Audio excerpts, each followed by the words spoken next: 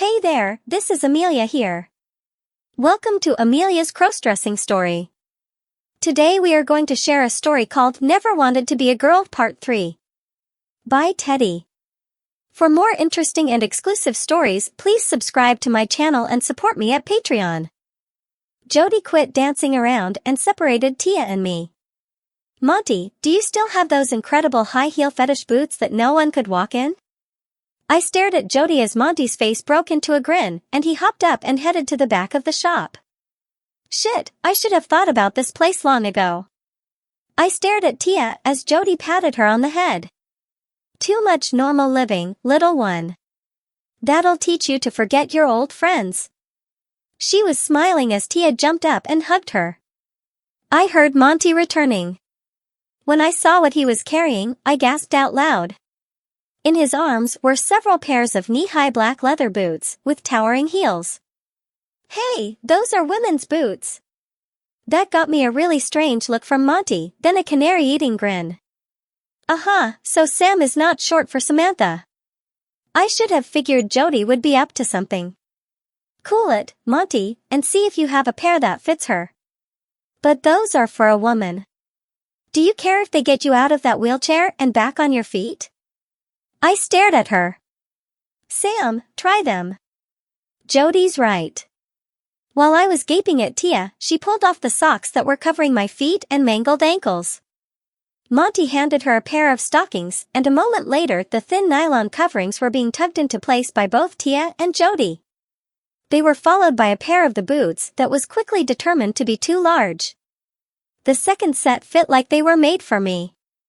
The insides were padded, and I watched in fascination as the boots were laced firmly onto my feet. Sam, forget what they look like, just support yourself on us and try to walk a little. Tia and Jody helped me to stand, and I felt like I was on stilts. But I was, although shakily, standing. With great care I managed to take tiny steps, finding I had to walk by swiveling and rolling my hips to keep from tripping. I could feel some pain, but it was quickly forgotten as the rush from walking for the first time in months took over. I stumbled, and as I pitched forward they caught me and carried me to a nearby couch. When I started to cry they were afraid I had hurt myself until they realized they were tears of happiness. I can do it, Tia, I can walk, and that means I can go to school with you, and... She hugged me.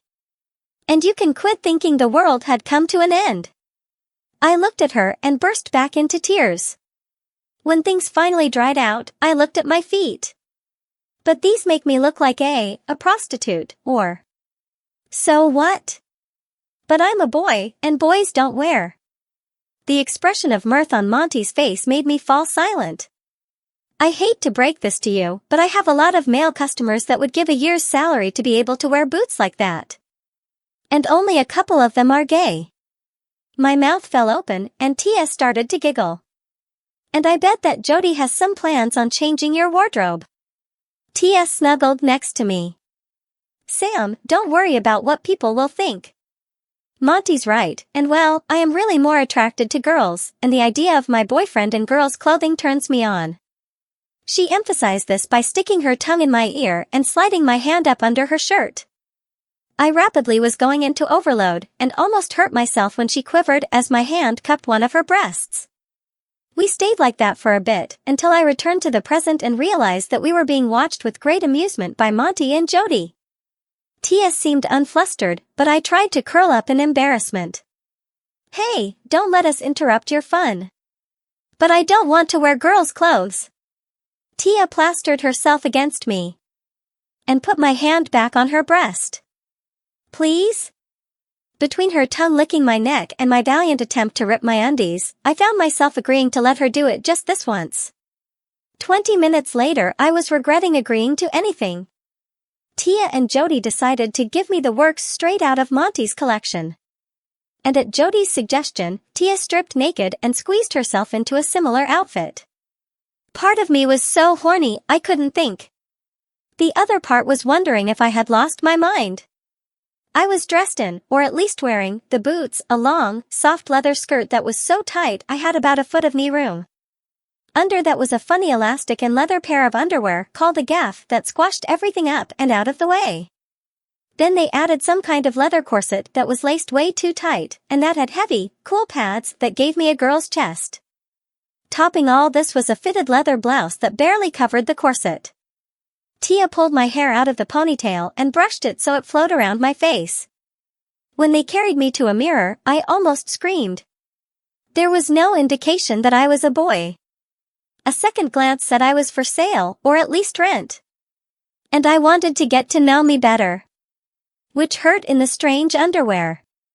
Tia was wearing similar boots with a much lower heel, patterned stockings, and a tightly laced black leather mini dress that showed her leather panties and garters if she moved too quickly. Monty was eyeing me hungrily. Where have you been all my life, little girl? I tried to jump back and wound up being caught by Jody as I fell over. She and Tia were laughing so hard it was infectious. Tia used my credit card to pay for everything, and they set me in my chair and wheeled me out to Jody's truck. A couple of hard hats were headed out of the bookstore and offered Jody $500 to rent the pair of us for the day. I started to panic, but Jody stuffed me in the truck as Tia gave them an eyeful of undies. Moments later, Tia jumped into the truck, and we roared out of the parking lot. They thought we were two hot pieces of ass. Jody was laughing. And they would have gotten one hell of a surprise when you finally dropped your gaff. I cringed in horror. Tia got close and personal, and it felt so good I quit worrying and concentrated on returning the favor. When we stopped, I saw we were parked in front of a hospital supply place. Time to get you some crutches. The young guy at the counter nearly ruined himself trying to provide superior service and get a date, and an older woman, who was apparently the manager, eyed us like we were preparing to do business out of her showroom. But I was on my own 2 feet, assisted by a very expensive set of custom-fitted forearm crutches and Tia, as I left the showroom. Jody, pushing my now empty wheelchair, followed us out. I still was unable to get into the truck without help, and my legs were aching, but I felt like shouting, "Look at me," despite the funny clothes. That changed when we stopped at a beauty salon. Tia, like this is a one-time thing, and... They set up my chair and rolled me inside. Tia's nibbling on my ear was unfair tactics. Jody whispered something to the woman at the reception desk, and I was quickly rolled to station where 3 women descended on me. Tia told me to be quiet and take it like a woman, which confused me enough that they were able to begin on my hair and nails as I gaped at her. She got the station next to mine. Jody said she was going elsewhere to watch a movie. I wanted to scream that I was a boy and this was some sort of plot, but looking the way I did, I was afraid I would get arrested. Or something. When one of the women started washing my hair and massaging my scalp, it was so comforting that I quickly relaxed and fell soundly asleep. When Tia awoke me, she was smiling. "Well, sis, you came out a lot better than even I thought you would." She turned the chair so I could look in the mirror. It was the clothes that finally convinced me that I was the hot babe in the mirror. They had given my hair highlights, and it was a mass of soft, shining curls. Tia's was done up the same way. We did look almost like sisters. After Tia finished trying to give me mouth-to-mouth resuscitation, I mused more like kissing cousins. I guessed that she had already paid, as she helped me into my wheelchair and rolled me outside to where Jody was waiting. "Whoa!" She eyed the pair of us. "I better go hide in the woodwork with the 2 of you around." We both gave her raspberries. "Well, get in, we've still got more shopping to do." Tia helped me into the truck, and soon we were parked in front of the main entrance to Westfield's. And I realized that I looked like someone off Baywatch and most of our friends shopped here. "Tia, I can't do this. If someone recognizes me, I'm dead meat. I'll never be able to show my face at school again." She and Jody gave me sympathetic looks. "Sam, at school the boots are going to get you a lot of strange looks and comments. But without them you won't be able to go to school with me, and you'll be stuck in that wheelchair for months. Besides, you won't be wearing that leather outfit much longer anyway. We're here to get you some normal clothes. And if anyone asks, just tell them that when you dress up like that it makes Tia all hot and bothered. That'll confuse Em." I didn't like Jody's suggestion, but Tia nodded and licked her lips. And then licked mine. Ouch.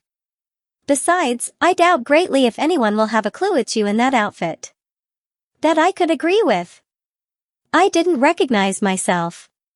What everyone forgot about entirely was that in the wheelchair, and accompanied by Tia, anyone with half a brain would recognize me.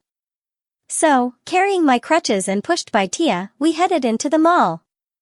And ran smack into a group of kids our age who were on the way out. Wow, Tia, hot outfit. Andy was a jock from our school that was always trying to get between me and Tia. Glad to see you finally dumped that wimp Sam and, oh. Shit. He was staring at me as his voice faded away. I had nowhere to hide, so I simply smiled at him. He looked like he swallowed a bug. While he was recovering his voice, Jody and Tia wheeled me inside. If he does anything stupid, I'll pound him into paste. Jody was smiling. Sort of. The whole group followed us in. Erica spoke up. Sam, like that's a killer outfit, but... Tia took the lead. We found Sam a pair of boots that will let her walk with crutches, which means she can stay at West. And since they looked so cool, we decided to get her a matching outfit. She helped me stand and showed me off like a mannequin. And like I couldn't let her look better than me, so I got a little black dress myself. She did a vamp and I could hear a couple of the guys whistle, followed by their girlfriends making touch and you die comments. Tia gently helped me back into the wheelchair, then turned to her friend. And this is my former best older adopted stepsister Jody. So behave yourself or she'll give you a spanking you'll enjoy. Jody was almost as tall as Andy, who was eyeing her warily. That's all for now. See you in the next video. For more interesting stories, please subscribe to our channel, and for exclusive content, please join us on Patreon. Link in the comment.